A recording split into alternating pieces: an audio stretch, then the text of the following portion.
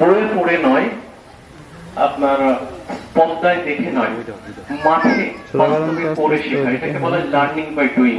অর্থাৎ আমরা যে জিনিসগুলো শিখিয়েছি এটা শুধু এই মুখের কথায় বিশ্বাস করা না, মাঠে যে বাস্তবে আমাদের অনেক ট্রায়াল প্লট ছিল, যে জিনিসগুলো আমরা তাদের শিখিয়েছি সেটা আমরা বাস্তবে করে দেখিয়েছি, যেটা আসলে মূল বিষয়টা ঠিক ছিল কিনা। এই জন্য আইপিএম এ একটা কথা আছে, যাহা দেখি নাই দুই নয়নে তাহা বিশ্বাস করি না গুরুর বচনে। এটা কি বললে এ পর্যায়ে বক্তব্য নিয়ে আসে। আমার হাতে যেটা দেখতেছেন এটা ওল এবং ওলে ফুল হয়েছে। এটা কি সচরাচর দেখা যায়? না, এটা সচরাচর মেলে না। এ বাড়ি তোলা ছিল 2-3 বছর, তাই 2-3 বছর পরে এই ফুলটা হয়েছে।